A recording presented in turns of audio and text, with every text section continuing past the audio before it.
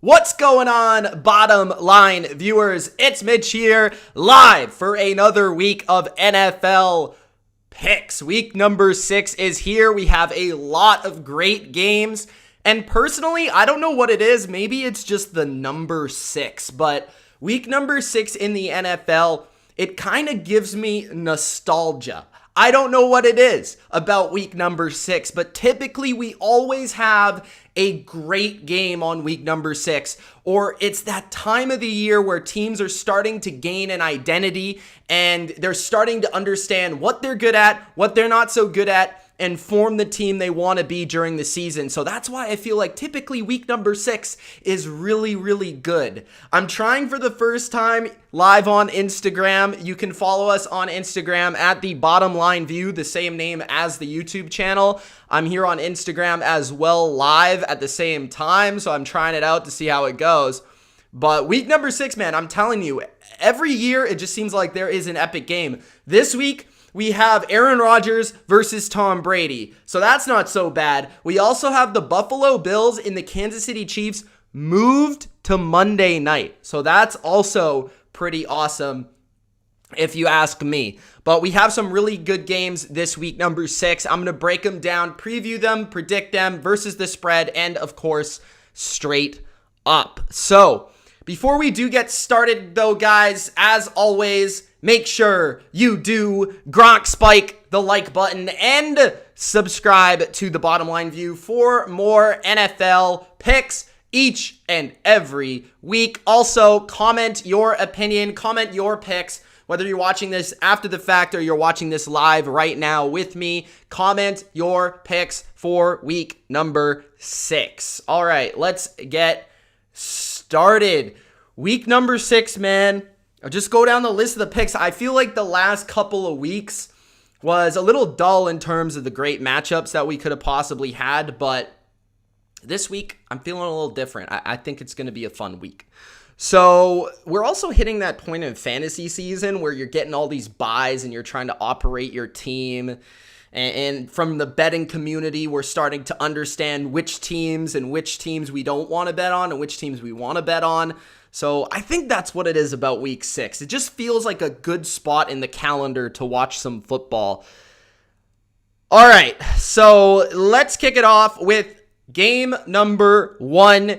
The Atlanta Falcons at the Minnesota Vikings. The Vikings are -4 in this game at home. The Vikings have played very, very well, I would say, the last couple of weeks, the last couple of times in comparison to the first 2 weeks where they looked like a real rough team, like a team that may have been a top 5 pick caliber kind of squad. But the last couple of weeks, they've kind of gathered themselves defensively. They slowed down Russell Wilson in the first half. They kept possession of the football, and they were able to make that game very competitive in Seattle versus an undefeated team and the MVP of football right now. Now, Seattle typically plays teams close, and I understand that. That's just the Seattle way to do things. But for the Vikings to hang around in that game, Kirk Cousins looking as good as he has been looking the last couple of games, that's positive for the Vikings if they are going to somewhat get this back on track, right? Then you have the Atlanta Falcons. They just fired their coach. They fired their general manager. They are in a new era of Atlanta Falcon football. So we're going to see that for the first time. Matt Ryan, there's been rumors swirling. Will he be traded? Will he stick around into the next era? We will find out very soon. Julio Jones as well could be a guy that could be traded because you could get some nice picks for a receiver that might still be the best in the league when he does play. So this is a good game. I think it will be competitive. I think it will be high scoring. I think it will be close. Even though it's between two teams that don't have great records right now, I think the game will be fun to watch for Atlanta and Minnesota fans, as I don't see many casual fans tuning in to watch a 1-win in total teams here. But I'm going to take the Vikings to win this game. I will take the Vikings -4, although I'm not confident about the spread here. The 4 points makes it so that if it's a field goal game or Atlanta somewhat makes this close, then, I wouldn't bet on this game just because it's two teams that I don't necessarily feel are consistent. They're not two of the better teams in the league. They're obviously two of the worst teams in the league. And despite the quarterback play being pretty decent for each team, I just am not confident either way betting on this game. But what I've seen from the Vikings defense is why I'm going to pick them here. Their ability to adjust, Zimmer's ability to understand what he has in the secondary, understand he's undermanned at corner, switch things up, mix things up, and then get better in the process is the reason I am going to go with the Vikings. They are more together. You throw in Adam Thielen and Justin Jefferson, two problems on the outside at wide receiver for an Atlanta secondary that's one of the worst in the league. So I'm going to take the Vikings here, both to win the game and to cover the 4. I'm not confident about the 4, but I will take the Vikings at home. I'm not sure the situation with the fans for the Vikings, but whenever they do or are able to get fans in that building, it's going to drastically help them because that is a stadium that was literally made to have it full packed so that their screaming fans can impact the opposing team. But that probably won't be the case this week. So after that first preview, I just want to say thanks for the guys on Instagram joining me here, and that is going to be the end of the Instagram portion. I just wanted to try it out. Say hi to everybody. I want to see if I had any comments there. But we got a couple. I'm behind the scenes. Access. Thanks, guys, for joining me. It's kind of hard to look at the comments sideways. But, yeah, thanks, guys, for joining me on Instagram. Hope you enjoyed. Go tune in over on YouTube, where you'll find the preview predictions here live and get in the comment section, interact. But appreciate you following on the Instagram. I appreciate you watching live. Thanks for being here, and we'll see ya later. All right, so I just ended the Instagram. Guys, if you're not following on Instagram, I don't know what you're doing. You got to go follow on Instagram. Maybe I'm going to do that more often. Go live on the Instagram and do it just out of the blue instead of during a video. But I do think that's kind of cool. I don't know. I think that's kind of fun to have it on two different levels here. Maybe I can get the quality of the video a little bit better. I'm just doing it on my phone, but yeah. So get in those comments. Let me know who you think's going to win, Atlanta, Minnesota. If you're just joining, don't forget to Gronk spike the like button.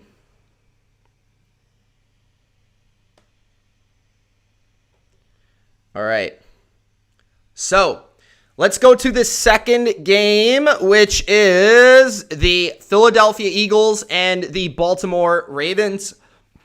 The Baltimore Ravens are favored by 7.5 points in this one. I'm really not positive about Baltimore right now. I'm more in a negative mindset when it comes to them and the expectations of them being this great epic squad that we thought they were going to be, this Super Bowl caliber team. I don't really see that being the case right now, just the way that they are playing in the passing game offensively. They did dominate last week versus the Bengals, but that was kind of expected. I mean, they were double-digit favorites. They were favored by 13. This week, they're favored by 7.5.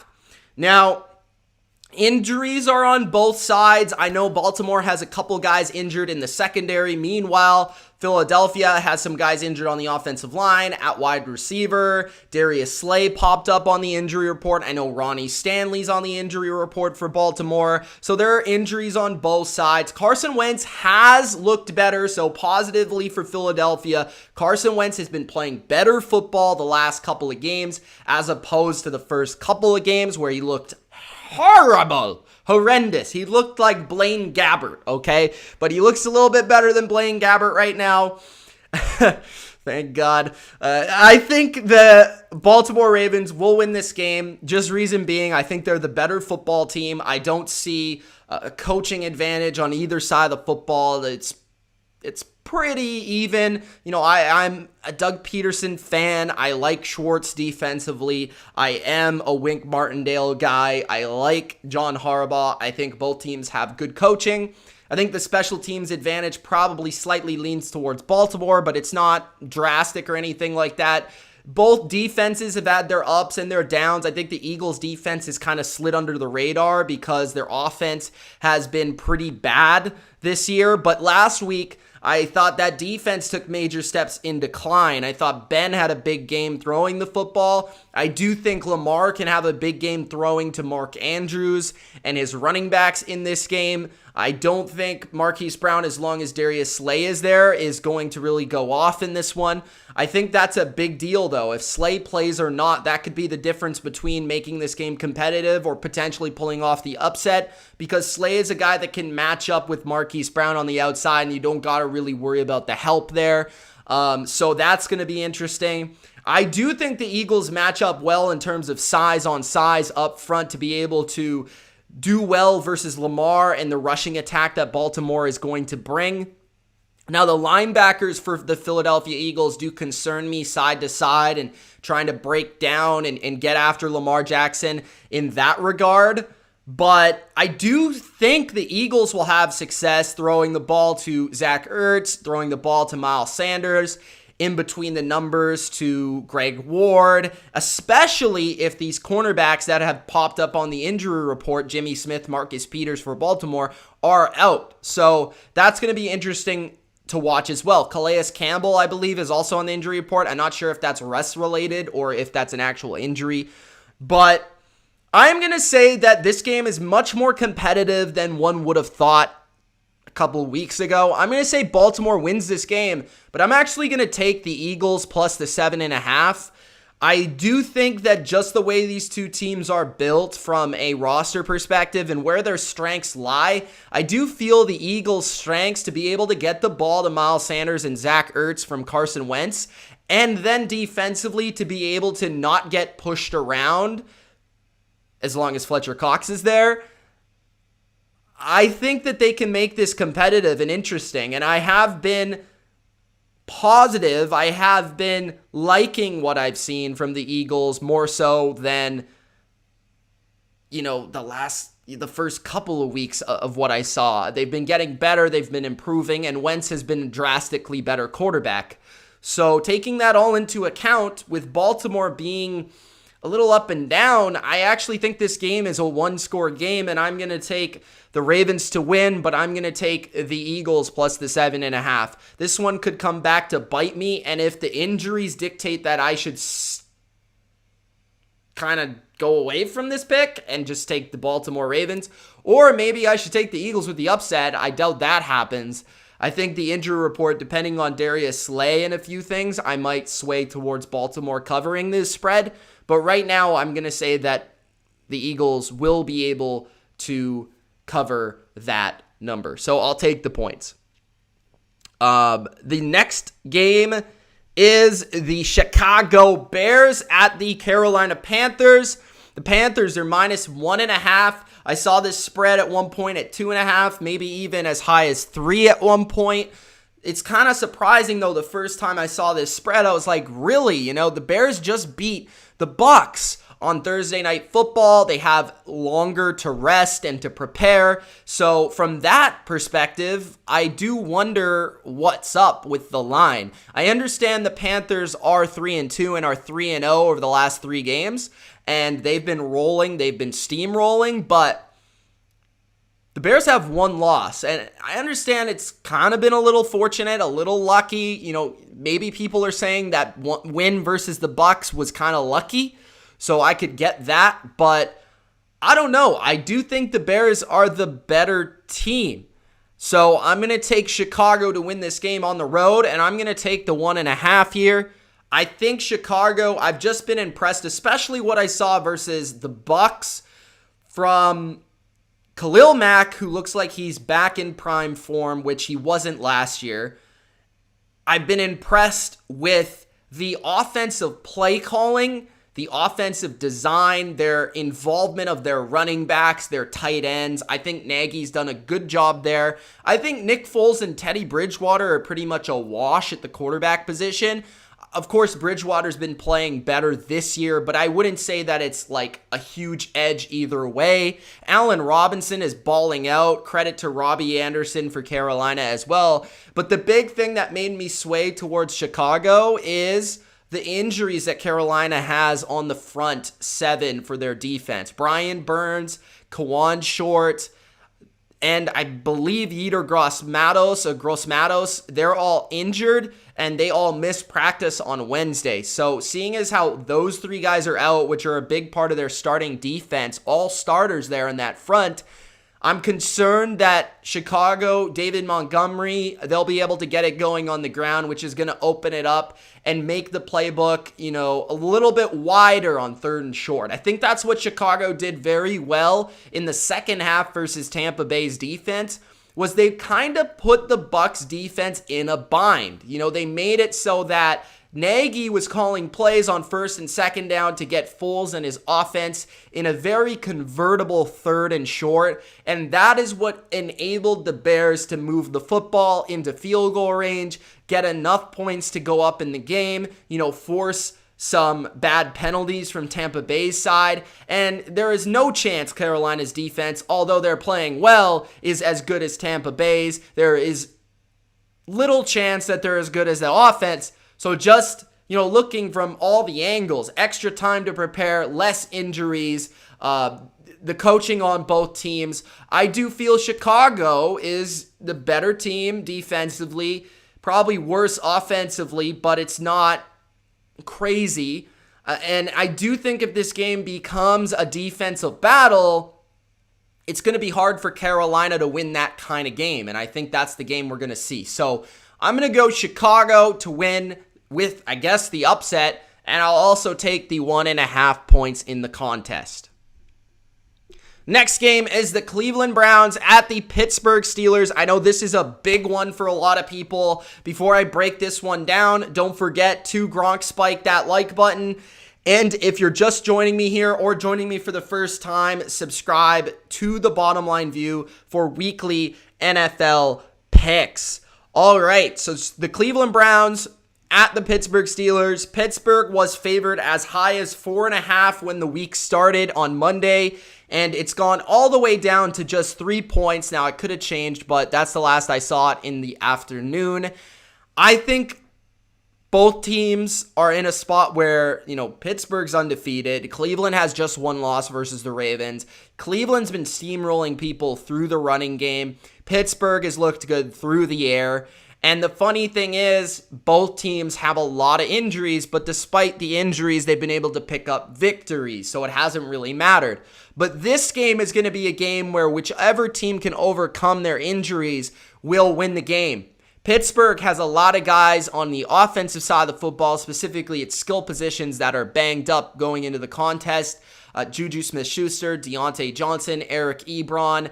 They have Pouncey and DeCastro, all beat up, at least limited in practice, if not did not participate on Wednesday.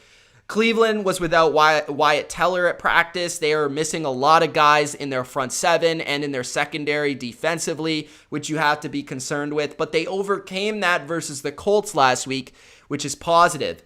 When looking at the injuries, when looking at the matchups, I started the week thinking I was going to pick Pittsburgh, but I've ended up picking Cleveland. Reason I'm picking Cleveland here is because I watch what Philadelphia did to Pittsburgh, and Philadelphia was able to be very efficient on offense, which I didn't think they would be able to, because I thought that they would get overwhelmed, by the front of Pittsburgh. I thought they wouldn't be able to run the ball. I thought the big plays wouldn't be there through the air, but I was wrong, and I have been wrong about the Steelers' defense. I wasn't as high on them as some other people, but I was still thinking they would be the best or the second best defense in the league. And right now they're playing well, but they're not playing to the point where Cleveland is going to have any trouble moving the ball. Unless Baker Mayfield just loses this game straight up, they should have an easy time moving the ball And I think if Pittsburgh does continue to blitz as much as they have, they're going to put their cornerbacks in a very difficult position to cover. They don't have anybody that can cover Odell Beckham Jr. They just don't. They really don't have anybody that can cover Jarvis Landry. So, I think that secondary, last year, they performed way above their level of expectation, and people think that's the same as this year, and it's simply not the case. The secondary has not performed to the level that they wanted them to. Pittsburgh's been over-aggressive, which has cost them big plays versus Houston, big plays versus the Eagles. I think Cleveland has pretty much proven that they can run the ball, at least competently versus anybody. They can do it well enough to set up big plays down the field to Odell. I expect Odell to have a big game here. I expect Austin Hooper to have a pretty good game in this one. And I expect Kareem Hunt to be more involved as a receiver than as a runner. I think Baker has a sneaky, decent game. As long as he doesn't turn the ball over, the Browns should win. Because I think when I look at Pittsburgh's offense and the amount of receivers that they might be missing in this game, it's going to take away their one clear edge that they had in this matchup, which was Ben's ability to pick a matchup and to exploit that secondary. And without those receivers, without any number of them, whether it's Juju and Deontay, just Juju, I expect Claypool to play well. But I just don't know if it's Claypool, James Washington, and not a lot else. They're not going to be able to get it done enough on offense to keep up. So I'm going to go with the Browns here to go to Pittsburgh and to win the game. Cleveland's defense has been opportunistic. It hasn't necessarily been good, but it's been opportunistic. And this is by far the best team the Steelers have played. The Browns have played some decent teams already in the Colts, the Ravens, so they have had to get up for a game, and I think they're going to get up for this game, especially being underdogs. So I'm going to say the Browns win, and I'm going to say this is the game that puts the Browns on the map for actually being a legitimate good team this year. I think if the Browns go in and they beat Pittsburgh, people are going to finally be like, okay, the Browns are actually good, instead of being like, yeah, they've kind of been okay. They've beat the teams they should beat. But if they go into Pittsburgh and they win, then we're going to start to take notice that they could pretty much beat anybody in this conference as long as Baker doesn't beat themselves. So I'm going to take Cleveland to win, and I will take the 3 points. Myles Garrett also has a big game, especially if DeCastro is not out there for the Steelers. So that's my pick. That's one of the better games of the week. I think there's going to be other games that overshadow this one, but this is one to definitely put on your watch list for this week. The next game is let me see. Is it the Bengals and the Colts? Yes. Bengals and the Colts. I'm going to roll up the comments real quick here. Just check it out. Guys, if you're enjoying, make sure you do Gronk Spike that like button. I will get to the comments at one point. I'll probably stop halfway, get to some of the comments, and then after, I'll get to some of the last remaining comments. So, the Cincinnati Bengals at the Indianapolis Colts. The Colts are minus 8 points. I don't like picking games involving the Colts because Phillip Rivers is not representing a quarterback of a team that should be favored by 8 points versus anybody, because Phillip Rivers can lose you a game single-handedly versus just about anybody in the league. We saw that week 1 versus Jacksonville. So 8 points is a big spread for this team. So I'm thinking I should pick the Bengals with the 8 points just because I don't think the Bengals defense is as bad as people think it is. It actually is top 10 versus the pass, and quietly the Colts running game has been not good, guys. It actually ranks like in the bottom 5 in the NFL for running the football, which is very shocking.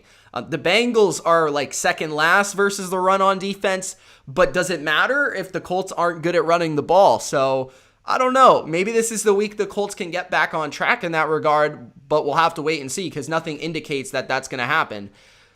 They weren't able to do that versus the Browns, which the Browns coming in weren't great versus the run. So I really look at the other side of the ball and I say, just can the Bengals not get completely wrecked along the offensive line to give Joe Burrow enough time to execute.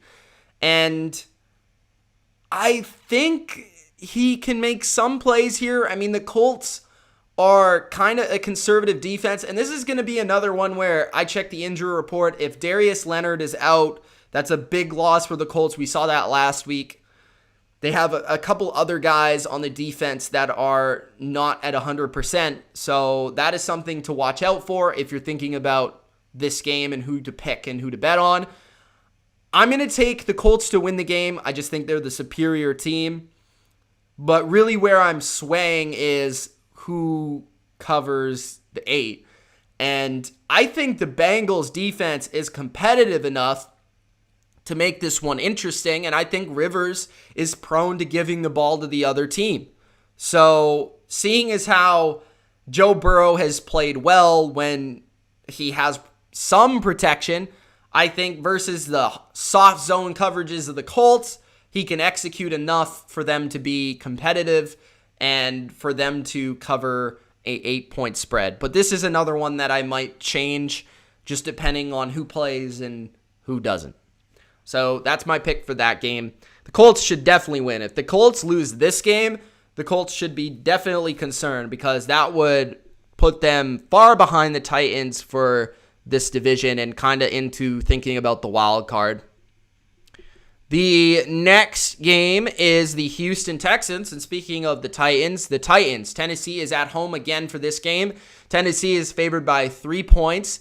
When I looked at this game at first, I kind of thought that this was a good spot for the Titans to be upset. They're coming off of a huge victory over a good team in Buffalo after not practicing for 2 weeks. And it's a short week. So there is a chance where the Texans could come in, and with Deshaun Watson, anything's possible. The Texans have also played the Titans fairly well over the years, these recent seasons. So I could see the Texans certainly going to Tennessee and winning this game. But the area that really concerns me for the Texans is their run defense. Their run defense this year has been absolutely atrocious. Just giving up huge gain after huge gain. And playing Derrick Henry, I feel like this is a game where Tennessee could just come in. They're at home. They don't have to go anywhere. They don't have to travel. And they could just run the football down the throat of the Texans, opening up big plays down the field where the Texans don't have great secondary players to match up with A.J. Brown and the speed of Khalif Raymond and Jonnu Smith. So Tannehill's been playing really well. Like, Watson is a top 10 quarterback, but Tannehill is probably also a top 10 quarterback. So where that matchup was so far into the side of the Texans before, it really isn't anymore. Now, the Titans' concern is, can they get pressure on Watson? The Texans' offensive line statistically has been the worst at protecting their quarterback, 32nd in adjusted sack rate. So if the Titans are able to get pressure on anyone, it should be Deshaun Watson. But that's not an area where they are very good. But what you could see from the Titans is what they did versus Josh Allen. 3-man rush, maybe a spy out there, heavy coverage defense, make Watson run around and eventually create pressure in a Patriot versus Mahomesian kind of way where Mike Vrabel being, Belichick disciple, he knows how to run that sort of defense, and he did versus Buffalo successfully. So we could see that again this week, and given that I just saw Tennessee steamroll the Bills, do whatever they want on offense, and make big plays on defense, it's hard for me not to pick the Titans here. So I'm going to pick the Titans at home to win and to cover, because there's no sense in taking the Texans with only 3 points, in my opinion, so I will take the Titans. All right. So the next game, the Broncos and the New England Patriots. The Patriots, the spread came in, I think, today. I don't think it was even out yesterday. Cam Newton is reportedly going to be playing and practicing tomorrow, same as Stephon Gilmore, while the Denver Broncos will likely have back Drew Lock, their starting quarterback, as well. So thankfully, this game was canceled last week because we would have had, Brett Rippon versus Jared Stidham, but now instead we have Drew Lock versus Cam Newton. We will probably see a Jerry Jeudy versus Stephon Gilmore matchup, which will tell you all you need to know about Jerry Jeudy at the NFL level in his rookie season. So maybe he does well, maybe he doesn't. I don't know, but it will definitely be a teaching moment for Jerry Jeudy either way. But I just look at this game and I say two factors here. The Broncos, they're beat up on defense. Von Miller is missing. Jarrell Casey is missing. Those are two of the best players in the NFL. Like, not just on the Broncos, but like in the NFL at their position, those are two of the top players in the league.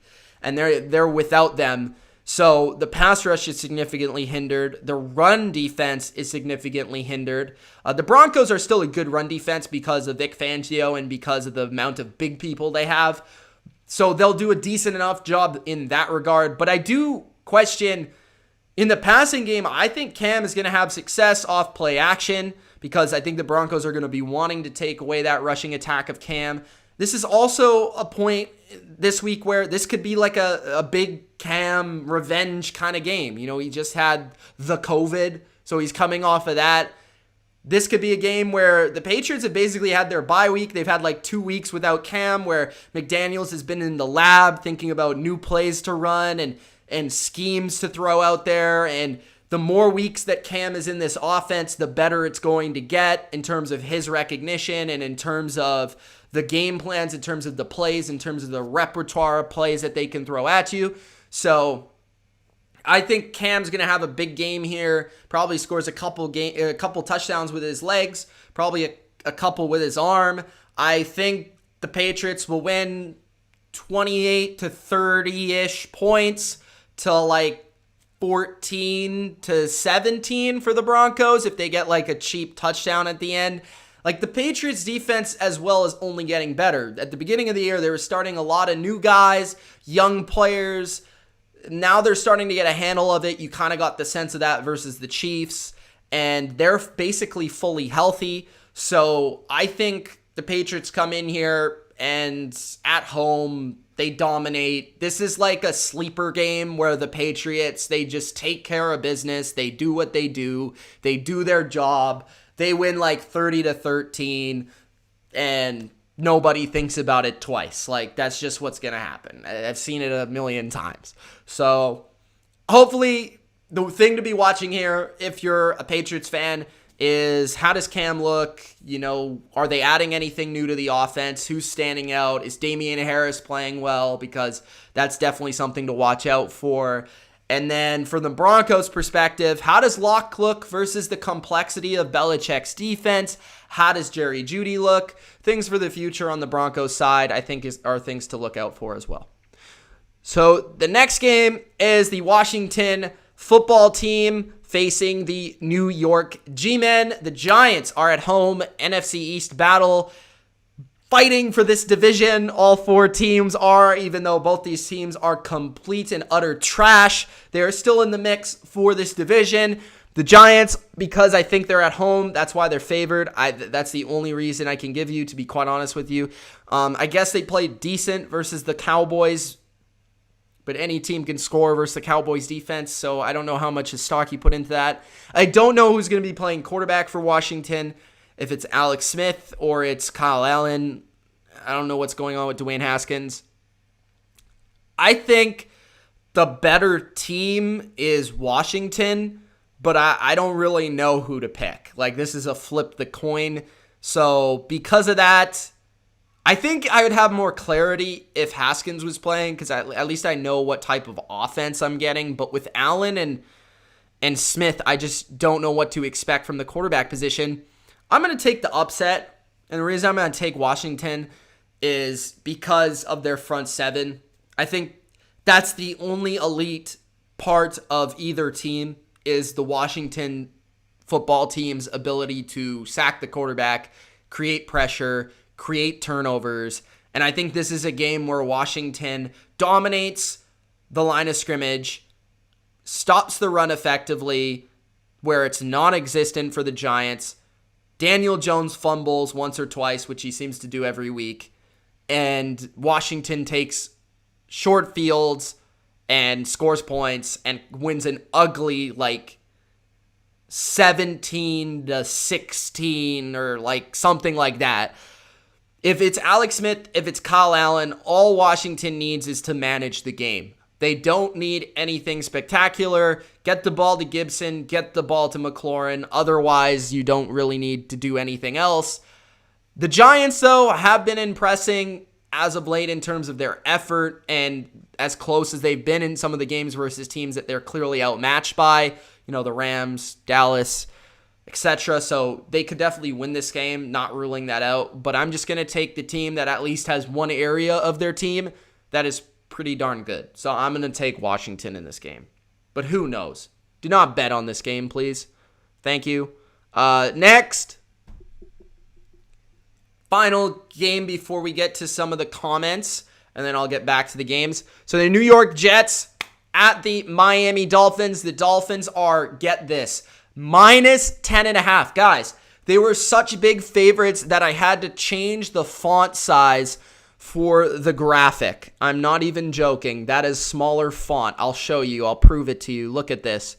So we got this, and we got this. Do you guys notice the difference? Look at the NYG minus 2.5. Look at the Miami 10.5. That is how big of favorites the Dolphins are. I had to change the font size. I cannot believe the Miami Dolphins with Ryan Fitzpatrick are double-digit favorites over any football team that exists on earth. Like, I don't know.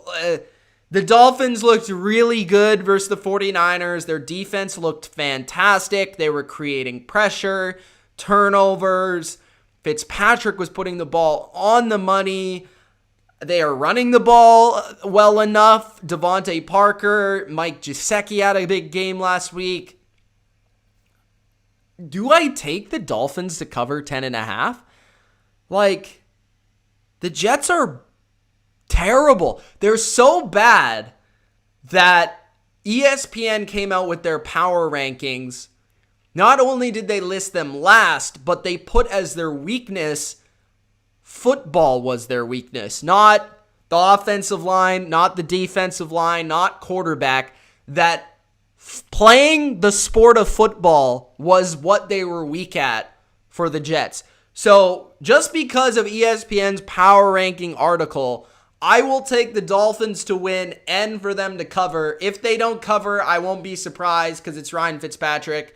But literally, I think the only way the Jets cover is if Fitzpatrick throws the ball to the Jets. Like, I think that's the only way. I think the Dolphins defense is legitimately pretty good. So for that reason, and for the reason that I think they can force some turnovers, I think they can aid even a slow-moving Dolphin offense if that is the case. So I'm going to say the Dolphins win. I love the way they play and the effort they bring to every game, so I don't think they're going to come up with a sleeper here. So I think the Dolphins win, and I think I'll take the Dolphins to cover, but I'm not really confident in it. All right, let's get to some of the comments before we get to the rest of the games. Durkant is excited about his Dolphins. I know that. He keeps saying they're back. He says they're the best team in the AFC. So, I don't know. I will say this. The Dolphins pretty much don't get blown out by basically anybody. I will say that. Ultra says the two best teams in football currently play in the NFC, and the NFC is better at the top, but the AFC is better overall. Interesting take, I guess. GSP says, yo, Mitch, I'm back. What's up, GSP? Also, Deshaun says, Gronk spiked this video already. Mitch, thank you. Appreciate that. I think everybody should do that. Brian says, San Francisco trades a first rounder, 2 second rounders, a third rounder, a fifth rounder, Richard Sherman, CJ Beathard for Matt Ryan and Julio Jones. Why would they trade Richard Sherman? Is there a reason for that? Why would you trade for Matt Ryan and Julio but trade Richard Sherman? I don't know. That doesn't really make sense. I guess the rest of the trade would make sense.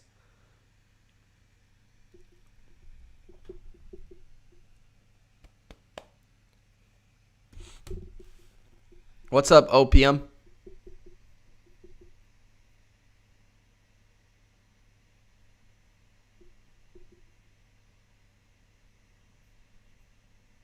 Anthony says, go Pats. Yes, go Pats.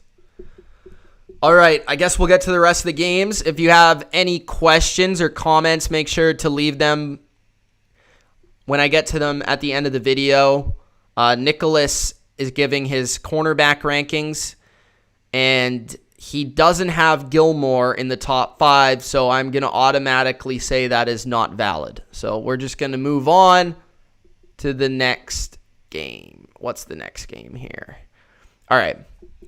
Detroit Lions at the Jacksonville Jags. Detroit is -3 in this football game. Detroit is coming off of a bye, while Jacksonville is coming off of losing, and not just losing, but getting dominated by the Texans. The Texans probably should have beat them by more, but they settled for field goals in the red zone instead of touchdowns many a time. I look at the Lions, I think they're better than the Texans. Now, this is just a case of if the Lions can come out and not blow a 14-point lead this week, that would be excellent. There is really no reason to not expect that Detroit should win this game. I mean, it would just be Detroit if they lost the game. I think this is a game that if they lose it, and I'm speaking about the Lions, they lose, Matt Patricia is gone. Gone. See ya later. He cannot be back if they lose to Jacksonville. They are the more talented team. They're coming off a bye week. They are just in every way better. They got the better quarterback. They got the better receivers. They got the better offensive, defensive lines. They got everything is pretty much better for Detroit. So if you lose, you deserve to be fired. I am taking the Lions.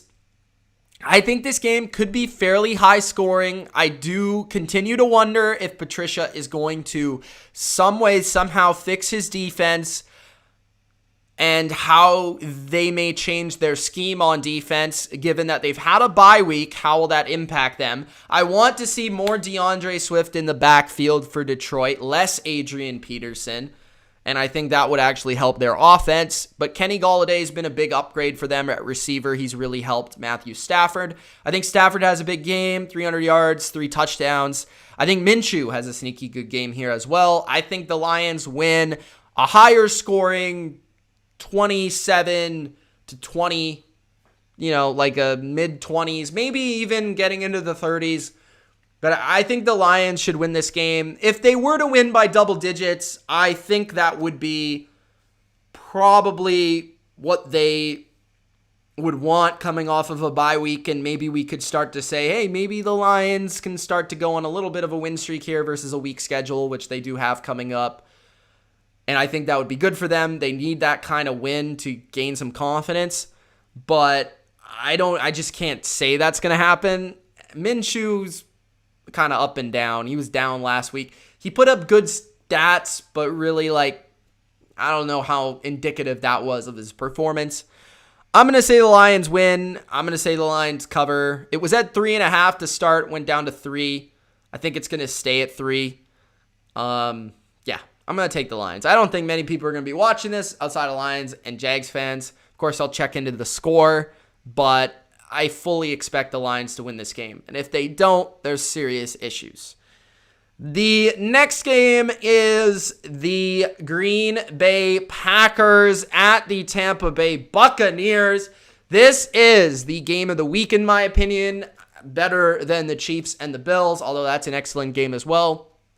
But it's Aaron Rodgers and it's Tom Brady. It's 2 Hall of Famers, 2 guys that will be going to Canton one day.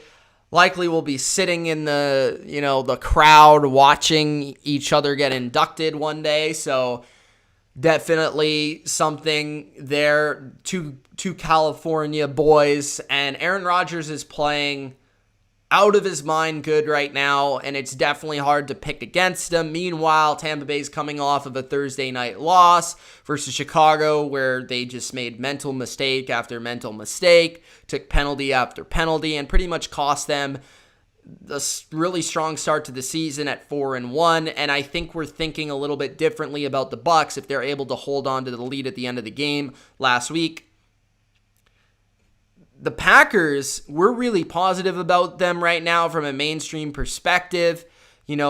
but they do have answers to give, at least for me. They've only really beat one okay, decent team, which is the Saints, who are 3-2.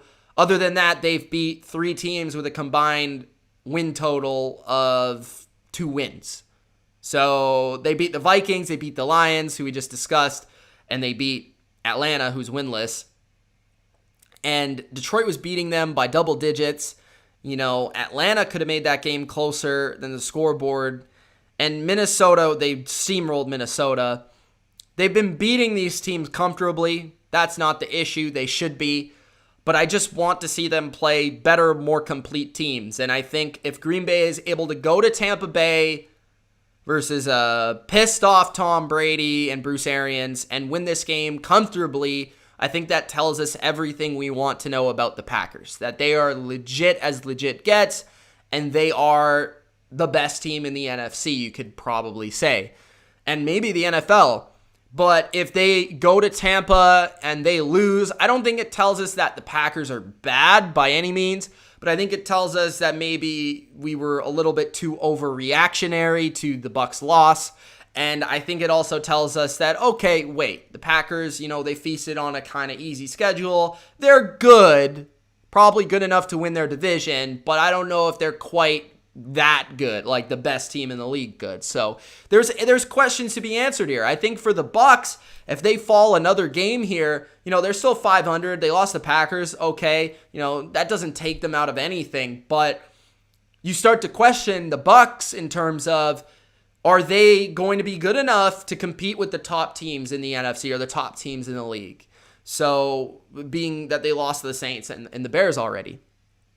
This game started at minus, I think, 3. It might have been 2.5 for a while for the Packers. And now it went all the way down. And I was actually pretty surprised to see this in the morning. It shot all the way down to a pick'em, which means that some betting syndicate out there just laid a lot of money on the Buccaneers. And I think when you look at the rosters, the Bucs are more talented, and I don't think I'm going to say in any matchup that any team is more talented than the Bucs. I just don't think that's the case. But the Bucs have consistently rolled out and beat themselves in 2 games this year, and even versus the Chargers, they have the most penalties in the league. They have the most pre-snap penalties in the league, which are the worst kind. They have the most penalties on the road by like 5. They have the most drops in the league. They've just consistently done things that make you scratch your head.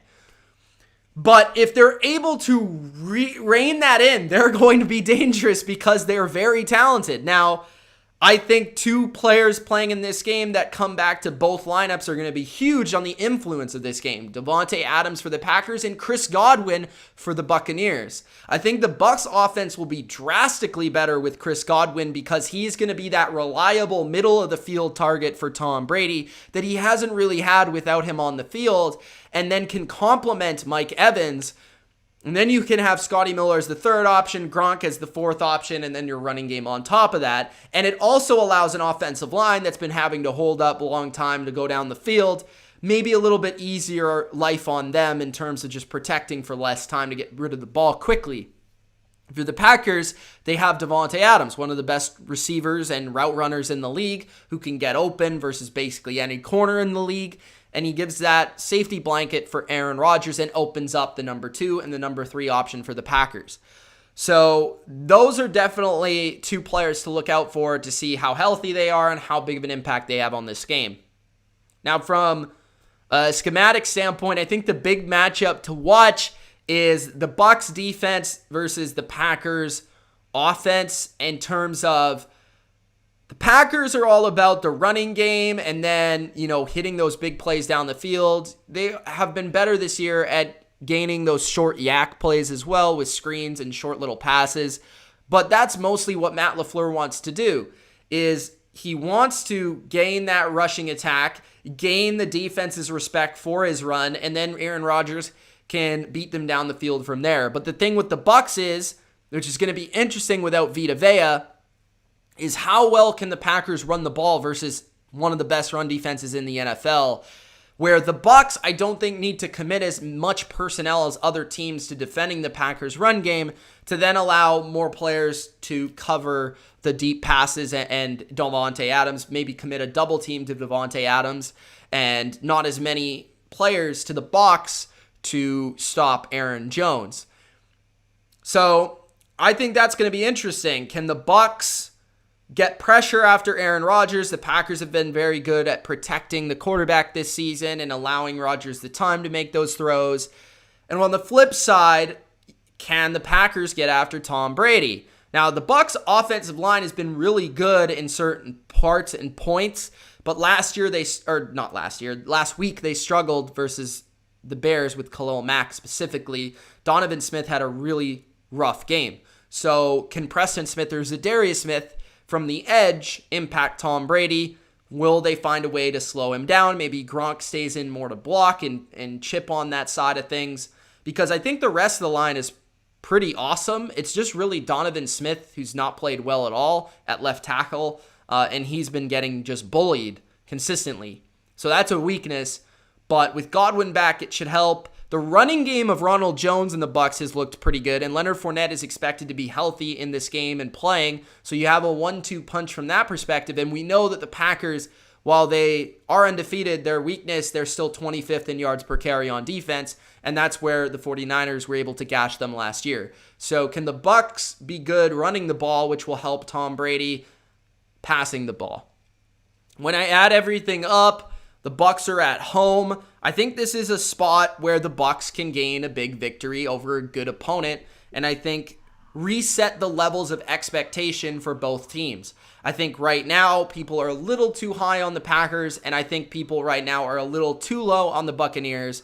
And when looking at the matchups, I think it will be a high-scoring game. I think it will be an exciting, exhilarating game between two really good quarterbacks. But I think at the end of the day, the Bucs defense being a little bit better than the Packers is the reason I'm going to take them. I do want Todd Bowles to stop blitzing so much, because I think that's where they've really been taken advantage of versus most teams this year. Justin Herbert, Nick Foles come to mind. Look out for Aaron Jones to have an impact as a receiver in this game for the Packers. But I think Ronald Jones and Leonard Fournette have big games here, and the Bucs run for over 150 yards.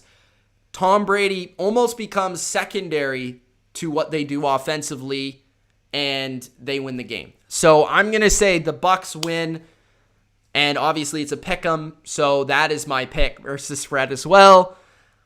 Buccaneers with what many people would think is the upset, but I think both teams are good teams, and it should be very exciting and can go either way. If the Packers won, I would not be surprised. If the Packers won, I would say it would be because Aaron Rodgers just lights the world on fire.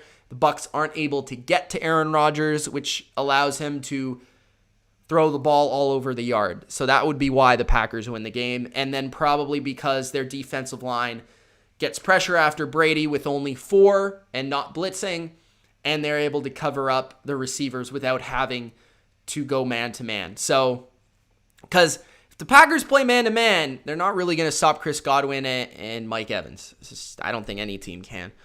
So there you go. That's probably the game of the week. Really exciting. I'm looking forward to it. The LA Rams at the San Francisco 49ers. This is a game that I think every indication tells you to pick the Rams.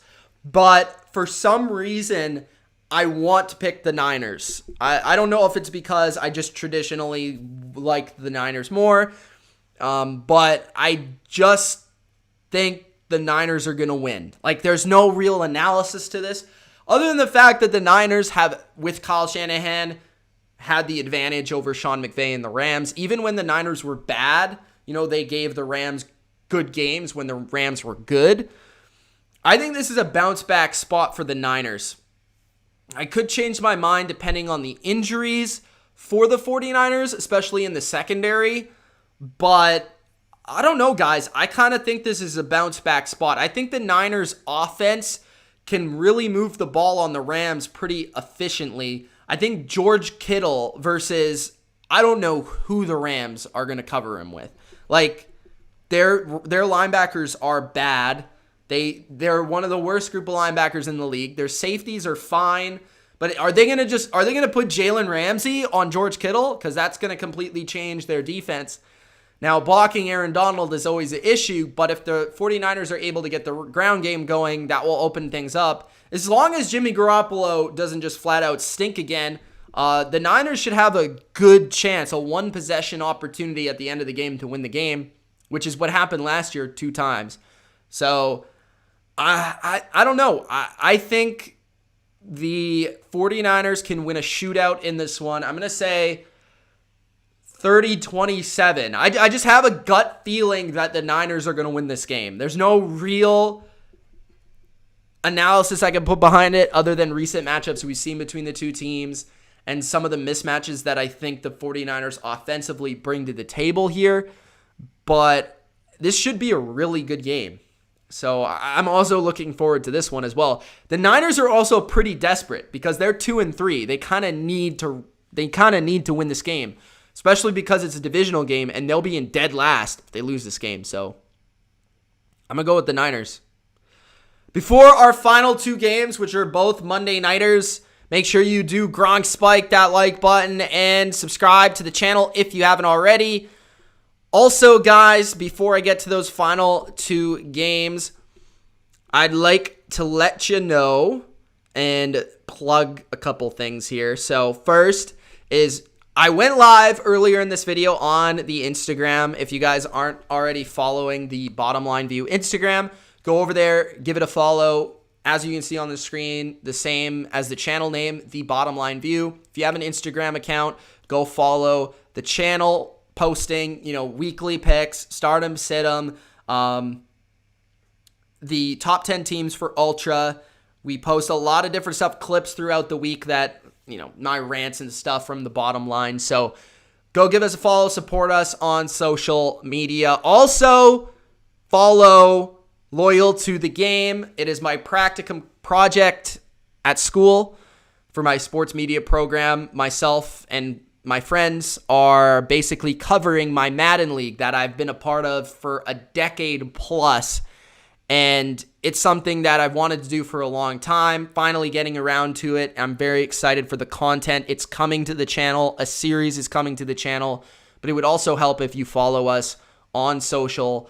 LTTG Madden. Go give us a follow.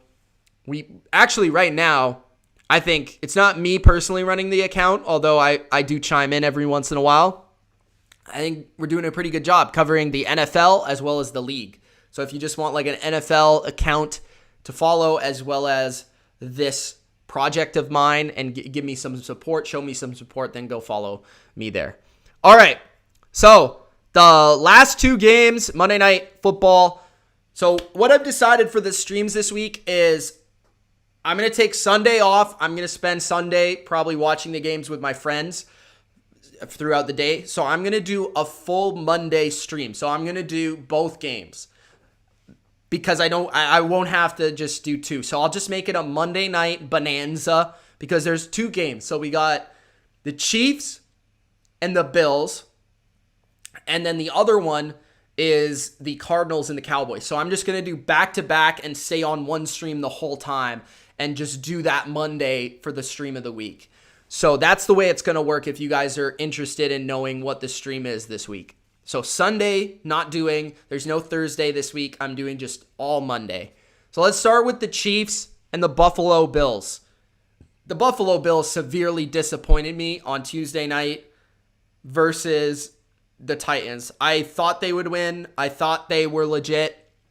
And just like every other team in this league, they suck. But they suck. They showed their flaws, right? They can't run the ball. Their defense, their secondary is very worrisome. Their pass rush has not been able to get there on a consistent basis. And too much of them winning or losing is depending on Josh Allen. And as good as Josh Allen has been, no quarterback can win every game carrying a team. And the same can be said with Patrick Mahomes, right? The Raiders were able to just overpower and dictate pace of play, dictate basically time of possession. I think they had drives where it was 10 minutes, 8 minutes. They were able to keep Mahomes on the sidelines, run the football, pass the football. Henry Ruggs came in big for them. And defensively, they did enough. And I'm really intrigued to see how McDermott prepares for Mahomes. I think that's probably the most interesting matchup in this game. As good as Allen is playing, I think the best matchup is if the Bills hopefully are healthier this week on defense, if how they prepare and how they match up with the Chiefs offense, because that will pretty much tell you who wins this game. If the Bills defensively come out and play better on that side of the ball, more so to the way they have the last couple of weeks, or last couple of years, not last couple of weeks, as opposed to the last couple of weeks, I think they got a really good chance of winning this game. But if this defense continues to play the way they have this year, they're probably going to lose this game. I think it's as simple as that. And it also depends on the health of those players. I really want to see how McDermott prepares his rush packages. If he takes a page out of, the Belichick handbook, how does he teach his secondary? Does he go zone? Does he go man? Does he do match defense? A lot of those principles. Is he containing Mahomes? Is he blitzing Mahomes? There's a lot of different things that they could do. Offensively, can Josh Allen go toe-to-toe with Patrick Mahomes? And I'm really glad this game's on Monday because I think a lot of people are going to see how good Josh Allen is, which he was good on Tuesday, but the Titans had the ball the whole game, so it didn't really end up mattering. His interceptions weren't really his fault. One bounced off receiver's hands into Malcolm Butler's hands. So I think it's going to be Josh Allen versus Patrick Mahomes. And when you really look at everything as a total picture, the Chiefs' defense on a consistent basis has played better than the Bills. That's kind of weird to say, but with Chris Jones there, with Frank Clark there, and the secondary has been performing well versus the pass. I think Allen will score. I think the Bills will score, but their lack of ability to run the ball is the reason I am picking the Chiefs. Because when you can't run the ball versus the Chiefs, that's their weakness defensively. Spagnuolo's creative enough, just like Mike Vrabel, to put together a defense that can slow down Allen and slow down the Bills' passing attack in some aspects, certain drives, and steal a drive here and there, and maybe force Allen to make a couple of mistakes in the game. And because the Chiefs won't respect the Bills' rushing attack, it will enable Chris Jones and Frank Clark to get after Allen and them to commit more players to coverage. And on the flip side, I think Mahomes is prone to making less mistakes than Allen, and they got a more explosive version of the Bills' offense. They can run the ball a little bit to supplement the passing game, and I think they're better on special teams. So I'm going to take the Chiefs to win this game. I do think it will be a one-score game, though. I'm going to say it's 34-28 for the Chiefs, something like that. Maybe it's a 10-point, but I think the Bills are going to come out strong with a strong performance, but in a losing effort. If they had a better rushing attack and they were able to maintain possession and keep Mahomes on the sidelines, because that's not their game and inherently how they're built, it's going to allow Mahomes more possessions with the ball. It's simple math. So when you allow Mahomes more possessions with the ball, it's more likely you lose to Mahomes. Simply. Teams like New England and the Raiders, they're able to run the ball. They're able to keep drives going. But the Bills are more based on explosive ability, just like the Chiefs. So the Bills are just a worse version of the Chiefs right now. So I'm going to take the Chiefs to win the game. And I'll also take the Chiefs to cover. If the Bills won, I wouldn't be shocked, but I think it would say that the Bills' defensively get a lot better this week and perform at a lot higher level, which is totally possible, but I just haven't seen it yet. So the last game of the week is the Arizona Cardinals at the Dallas Cowboys. Cardinals are -2 in this football game. What was the original spread? I want to say it was 2.5, I think. So it went down a little bit in favor of the Cowboys, interesting enough. And this is another game. I brought up the 49ers and the Rams as a game I kind of feel like I just have a feeling the 49ers are going to win. I have a feeling the Cowboys are going to win as well. And I don't know why, because, I don't know what this team is with Andy Dalton, although they clutched up at the end there. The Red Rifle looked good. He was on point with his passes, and he still proved at the end of that fourth quarter that he can make big-time throws. So they definitely still have that. But I think the reason the Cowboys are going to win is because I think due to the fact the Cowboys don't have their quarterback, they're going to be less risk averse in terms of they're not going to be risky as much. And I think everyone on the team, it's like the Nick Foles, Carson Wentz effect, where when Carson Wentz was on the team, they're a little bit looser. The coaches didn't prepare as hard. It just seemed like the scheme was better when Foles was playing. I think the level of effort that the Cowboys defense, coaching staff, running game, offensive line, receivers takes to make up for the fact that they don't have Dak actually might make this team better all around.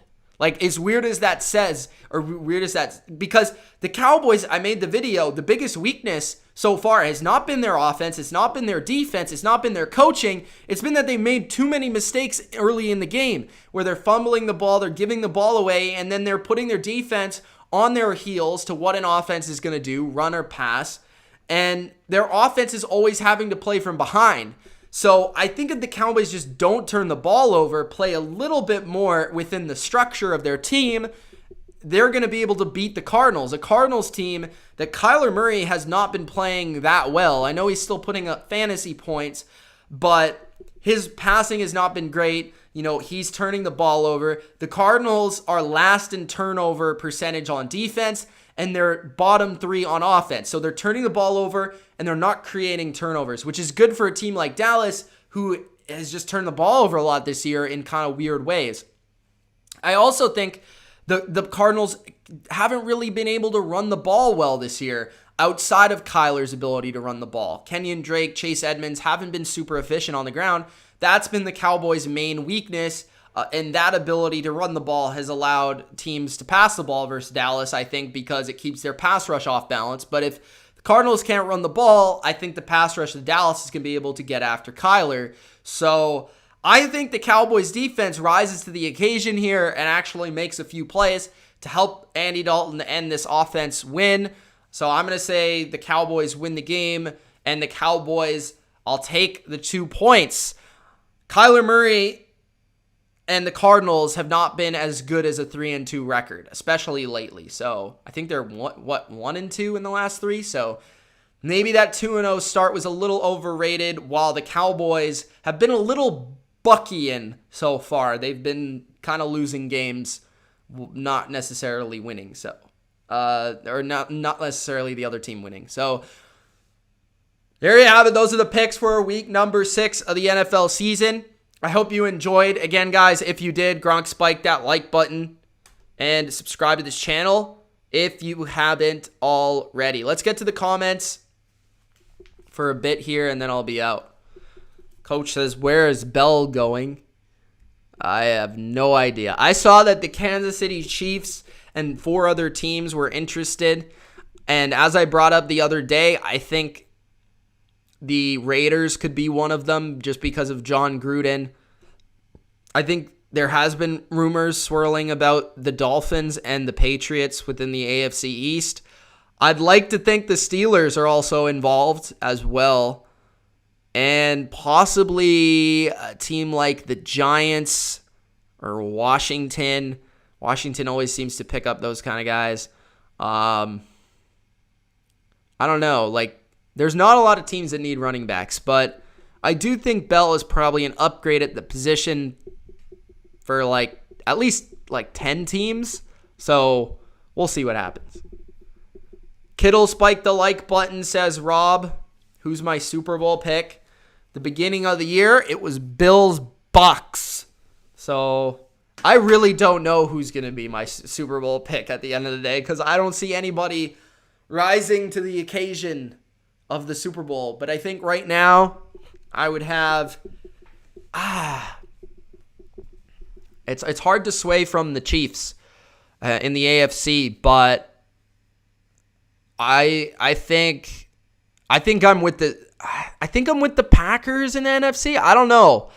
It's hard. I'm not necessarily one to switch my pick until the playoffs start. So I usually just stick with my pick until January, and then I make a new pick. Sometimes I'm right. Sometimes I'm wrong. I've been right about certain Super Bowls before. Typically, I get one really correct, like I hit the one side of the bracket out of the park, and then the other one I get completely wrong. So that's typically what happens, but we'll see. Opium says, Mitch, you know who locking Kittle that game, so is Ramsey going to play on Kittle or what? Because that's going to leave Debo and Ayuk and all these other guys to go off. I answered Thomas' question. What else we got here? Nicholas says Bell does not suck. Thomas says the Super Bowl is wide open. There's like 10 teams that could reach the Super Bowl. I'd agree. I don't know if there's 10, but there's at least like 6 to 8 teams that could probably make the Super Bowl. Ultra says the Super Bowl champion this year will not be any better than the Jets. Well, I went to the future. I saw that the Jets are going to come back from 0-5 and win the Super Bowl. Thomas says, were you shocked that the Raiders beat the Chiefs? No, not really. By the way they dominated them, yes, but I did know that the Raiders had the formula on offense to be able to score, so I knew it gave them a chance to win the game, but I wasn't going to pick them to win the game. Definitely not that. Rob says Zeke will have his first 100-yard rushing game of the season against the Cardinals. That's a good prediction. He doesn't have 100 yards in a game yet. He didn't have 100 yards in week 1. I felt like he had a good game that week. But, hey, maybe that will be true. Nicholas says Bears are the worst 3, and he's quoting, I guess, me. I don't know. Bears are the worst 3-1 team. They haven't beat anyone, and then they beat your Super Bowl pick, and you say the same thing. It's Thursday Night Football. That's my new excuse. Thursday Night Football, anybody can beat anybody, Nicholas. Simba says Derrick Henry is a beast. I can't disagree. Michael says, where's Bell going? I just answered that. Durkant says Nick Gill got clowned. Jake says Bell cleans up his attitude now that he is out of the toxic atmosphere. What's wrong with his attitude? Is there something wrong with his attitude? Jake, am I missing something? I just knew he was on the Jets. I mean, sorry if a Jets player actually wants to win a game. I don't know. Maybe he didn't get along with the coach, but the coach didn't like him in the first place. Rob said McGlinchey, Brunskill, and Williams will have to be better at protecting Jimmy G. Mitch is spitting facts. Yes. Singh says Titans are the worst 4-0 team. Ooh. Stephen Foley says, did the Chiefs lose themselves the game or did the Raiders outperform them? The Raiders outperformed them. Michael says, what's the answer? I just joined. Well, you'll have to go back and watch. I'm not going to give you the same answer. I don't know. I didn't name one team, like 4 or 5. That's why I'm not going to just keep talking about it. Simba says the way Derrick Henry stiff-armed Josh Norman. Jeez, yeah, that was one of the highlights of the year. Brian says, as a Bears fan, I don't want Bell messing up our locker room. Guys, what's wrong? Am I missing something with Le'Veon Bell? Like, what did he do? What did he do something? Oh, Nicholas, I think that's where I got to end the stream. When Nicholas says the Bears are better than the Pats, I think that's where I got to just let it go. Can somebody clown this man? Can somebody clown this man? Nicholas, I'll see you in January, all right? How come we have 300 people in this live stream, but we only have 59 likes? Like, what the heck's going on? I understand that you guys just tune in, but you don't actually like me. But, you know, it would be nice if you guys could Gronk spike the like button. If you want to Kittle spike it or Kelsey spike it or Shannon Sharp spike it, you can do whatever you like. Do you think the Titans are good? Yeah. Remember, I locked the key and then threw it out the window. So obviously I think they're good. You're a Titans player. Which one? If you actually are a Titans player, would you like to be interviewed on the Bottom Line View? Just asking. Nicholas says, this isn't a prediction. It's according to right now power rankings. Coach says Witten spike it. Durkant says advertise the server. Good point. So guys, in the description, you will find a Discord link. Discord is a community of the Bottom Line View where we talk football, we talk crap, we get at each other, we light each other up for our opinions, and we have fun in the Discord chat. If you want to get more involved in the community and be just around a bunch of people that love football, then go and join the Discord in the description. It's an app where you can talk to people and have some fun. So definitely check out the Discord. I'm in there daily, all the time. So if you want to, message me or just talk football, I'm in there as well. So Simba says, keep up the good work. I gave you a like. Thank you. Appreciate that. Huh? Nicholas says the Bears will win a playoff game, but the Pats won't. So the Pats won't unless they play the Chiefs or the Bills. So you think the Patriots can beat the Chiefs, but they can't beat anybody else. That doesn't really make sense to me. But, okay. Scott says the Packers get Adams and Clark back for the Bucs game. I see the Packers over the Bucs by 10. Brian says that the Titans keep this up, I foresee a Ryan Tannehill Super Bowl MVP. Wow, that's bold. That is bold. All right, I'll end it there. Thank you guys for joining me. It's been Mitch of the Bottom Line View. Again, Gronk, spike that like button. See ya in the Discord, and make sure you follow the Bottom Line View on Instagram. Peace.